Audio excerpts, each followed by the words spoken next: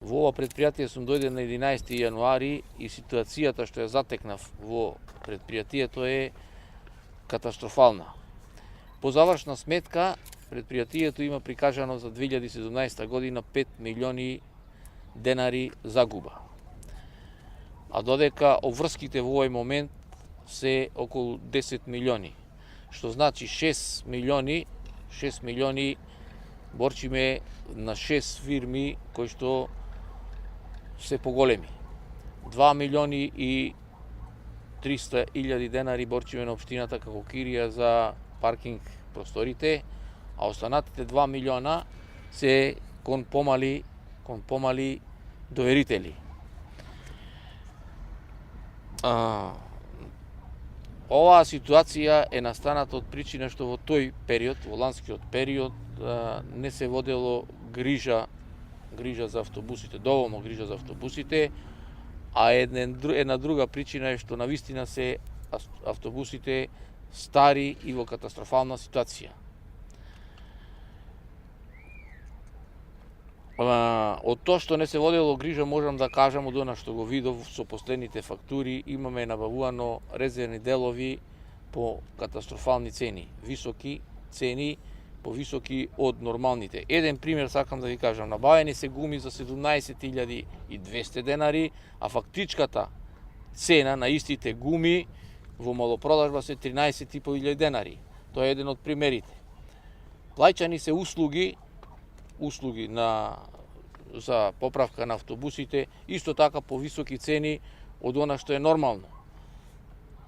За замена на ладњаци е платено 9.000 денари, а фактичката цена проверуваме дека е 2.000 денари и други работи. Сменувани се сијаличи на кај мајстори и така натаму. Во овој момент, од кога дојдов јас, тие трошоци се намалени на минимум.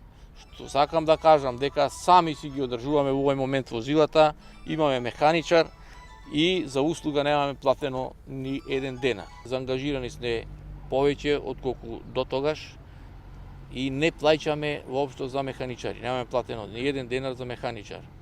За поправка на автобусите имаме во овој момент борч од 860.000 денари.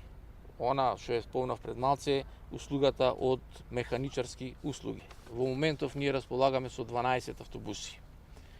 Од тие автобуси 3 работат, како што напомнав, во Гентер, 5 не се во никаква состојба, не се покретни, а 4 имаме кои што се во градскиот превоз. Но и со тие 4 во ниеден ден 4 немаме пуштено.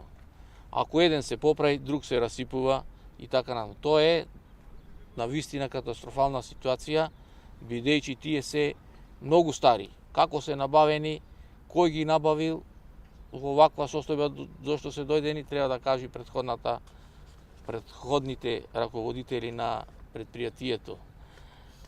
Инаку, со градоначалникот правиме посебни напори да набавиме автобуси со кои што би ја подобриле ситуацијата во самото предпријатие за јавен превоз во градот Прилеп. Со овие автобуси, ако продолжиме вака, нема шанса да издржиме.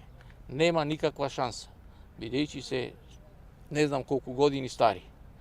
Тука се и механичарот, его тука е, заедно правиме напори, али е многу тешко. Што се однесува до паркинг службата, кога дојдов беше катастрофална, наплатата беше многу мала. За овие 2 месеци наплатата за паркинг услугата е зголемена за 50%. Сега не знам колку ќе бидат тие автобуси, имаме на располагање 200.000 евра.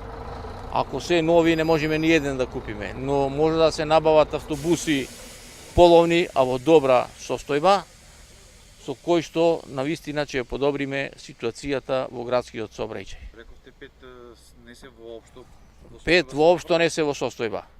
Ние покушуваме, сами гледате, еве тука е автобусите, ама е многу тешко, бидејќи и да ги поправаме, ќе кошта многу повеќе поправката од него да се набават некои нови автобуси. Мислам нови.